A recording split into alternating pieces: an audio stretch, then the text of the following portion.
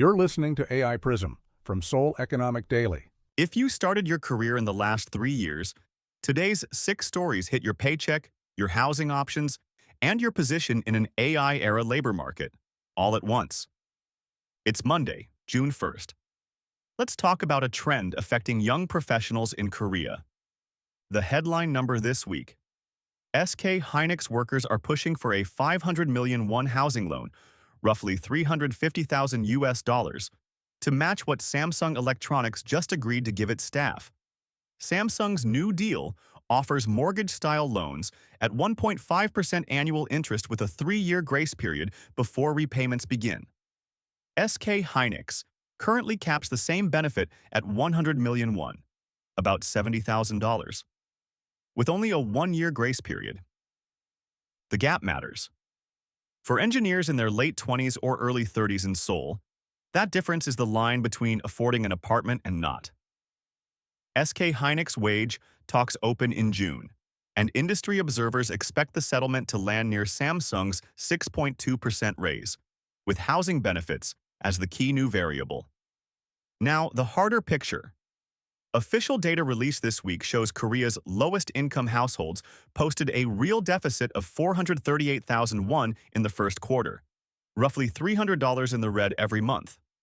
That is the largest deficit ever recorded. Spending rose 5.1% in real terms as prices climbed, while income stayed flat.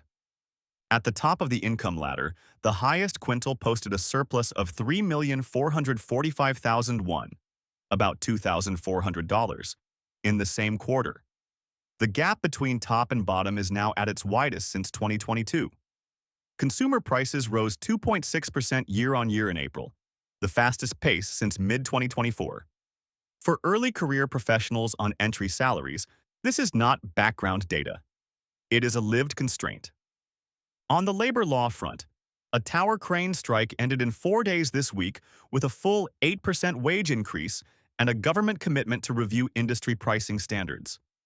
What made it move that fast was the Yellow Envelope Act, which expanded union bargaining rights, including giving subcontractor unions the right to negotiate directly with primary contractors. The concrete mixer truck union has already announced it may strike on June 8th if its own talks do not close. For anyone working in construction, logistics, or manufacturing, the leverage dynamics in Korean labor relations are shifting fast. One policy story to flag for your own positioning. The government is expanding foreign startup support centers beyond Seoul for the first time. Foreign founders on tech startup visas have tripled since 2021, now at 594 as of April. New regional centers are targeting cities with major science institutes: Daejeon, Daegu, Gwangju, Ulsan.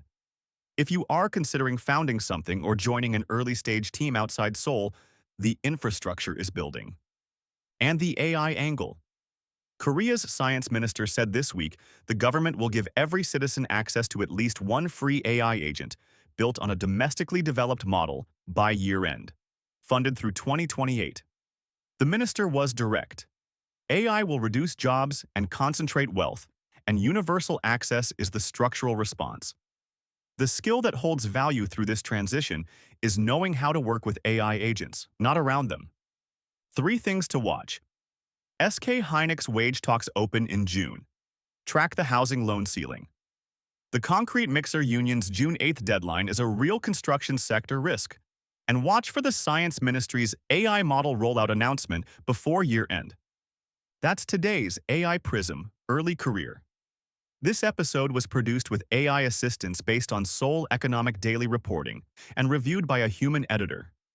AI Prism is a Won Ifra award-winning series.